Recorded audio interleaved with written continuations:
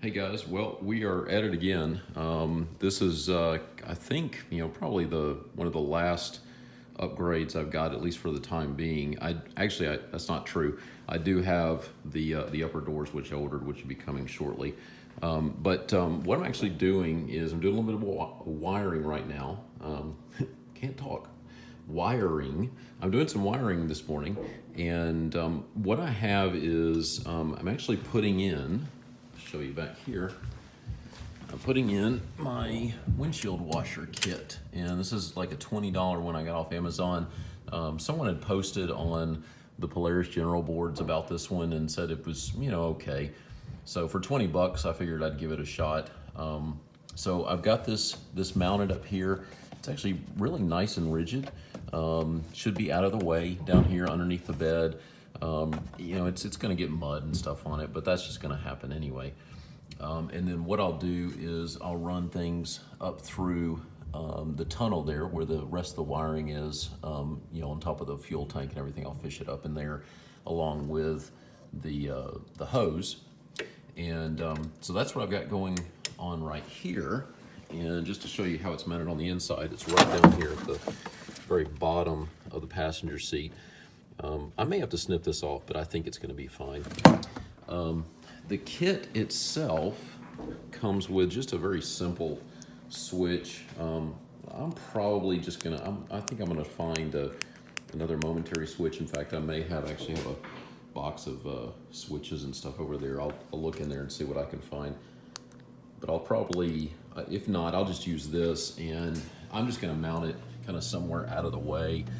I can mount it over here, but I think probably what I'll do is, since it's really small, I might even just mount something like right there and just kind of go that route. Since it's nice and simple, it's out of the way. That's the plan. On the wiring side, what I'm doing is I had one empty fuse space here, so I'm just using that one.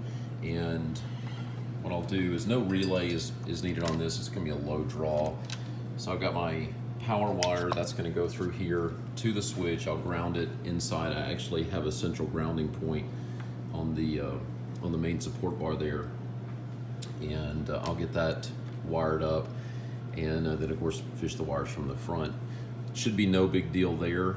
So the wiring part is just about done aside from the switch, and then on the hose side, the kit does come with some hose, but I've got to go up to Ace Hardware and get some more hose.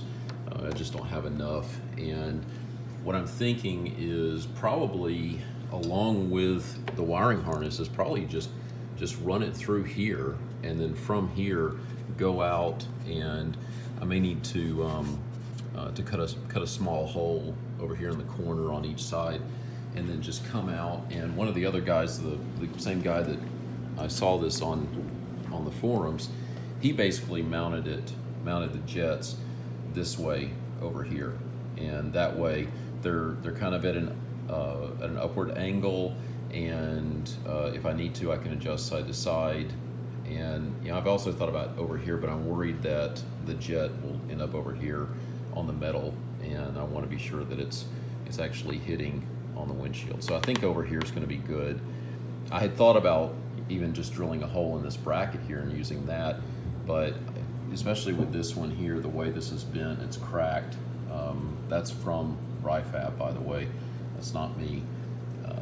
I don't want to drill into this and give it any more weak points. So that's the plan right now for this. I've still got some more work to do. Got to trip up to the hardware store to get the rest of the hardware I need, and we'll be good. I still need to, on the windshield, I still need to figure out what I'm going to do about the gap up in here. My thinking is probably some aluminum L bracket and just mount it up there. And it's not so much for water intrusion. I'm not really worried about that. I don't typically go riding in the rain itself. It's more for heat retention during the winter. And that's kind of my thinking there, and so I'm not especially worried about it. I'm upset about the fact that that's the case, but what I'll end up doing with that aluminum bracket is kind of how I made this bracket down here. what I'll do is I'll take it, I'll Scotch Brite it, put a coat of aluminum primer, or just some self-etching primer on it, give it a good coat of primer, and then probably like 3 or 4 coats of the black. This will hold up. This holds up really, really well. This is something I've done on cars and on here.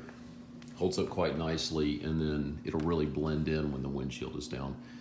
So that's what's going on, and I'll certainly be putting out more videos. Thank you to everyone. I am almost to 1,000 subscribers, which is really, really awesome. I think I'm within only like 5 subscribers of 1,000, which is so cool. So thank you so much for watching. Please like the videos.